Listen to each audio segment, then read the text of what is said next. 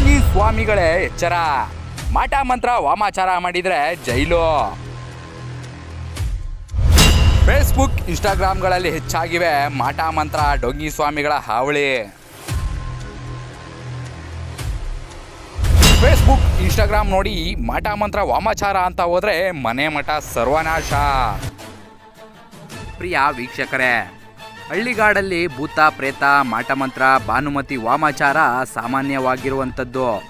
ಅದರಲ್ಲೂ ಹುಣ್ಣಿಮೆ ಅಮಾವಾಸ್ಯೆ ದಿನಗಳಲ್ಲಿ ಈ ಕ್ರಿಯೆಯನ್ನು ಜನರು ನಂಬುತ್ತಾರೆ.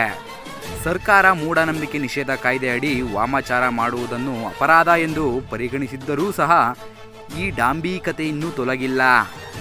ಹೀಗೆ ಸಾಮಾಜಿಕ ಜಾಲತಾಣಗಳಲ್ಲಿ ಕೂಡ ವಾಮಾಚಾರ ಸ್ಟೋರಿಗಳು ಹೆಚ್ಚಾಗುತ್ತಿವೆ.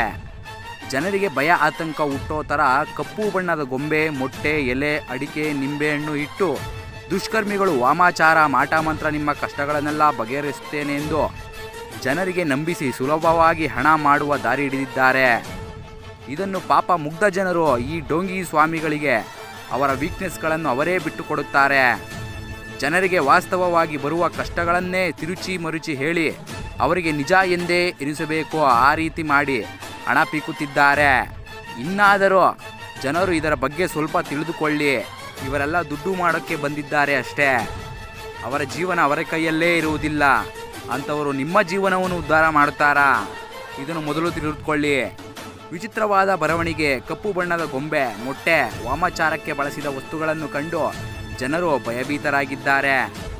ಮಾಟ ಮಂತ್ರಗಳನ್ನು ಸಮಾಜದಲ್ಲಿ ಇಂದಿನಿಂದಲೂ ವಿವಿಧ ಸ್ತರಗಳಲ್ಲಿ ವಿವಿಧ ಪ್ರಮಾಣದಲ್ಲಿ ಉಳಿದುಕೊಂಡೇ ಬಂದಿವೆ. ಅನೇಕ ಸಂದರ್ಭಗಳಲ್ಲಿ ಒಳ್ಳೆಯದನ್ನು ಮಾಡಿದಿರುವಂತೆಯೇ ಕೆಟ್ಟದನ್ನು ಮಾಡಿವೆ. ಕೆಲವರಲ್ಲಿ ಆತ್ಮವಿಶ್ವಾಸವನ್ನು ಮೂಡಿರುವಂತೆಯೇ ಮತ್ತೆ ಕೆಲವರಲ್ಲಿ ಭಯವನ್ನು, ಅಂಜಿಕೆಯನ್ನು ಉಂಟು ಮಾಡಿವೆ. ಇನ್ನಾದರೂ ಜನ ಎಚ್ಚೆತ್ತುಕೊಂಡು ಬದಲಾಗಿ ಇಂಥವರ ಸಂಪರ್ಕ ಮಾಡದಿರಿ. ಆದಷ್ಟು ಬೇಗ ಈ ಸಂಬಂಧಪಟ್ಟ ಪೊಲೀಸ್ ಅಧಿಕಾರಿಗಳು ಈ ಡೋಂಗಿ ಸ್ವಾಮಿಗಳನ್ನು ಹುಡುಕಿ ಜೈಲಿಗಟ್ಟಬೇಕೆಂದು ನಿಮ್ಮ ಜನಜಾಗೃತಿ ವಾಯ್ಸ್ ಮನವಿ ಮಾಡುತ್ತಿದೆ.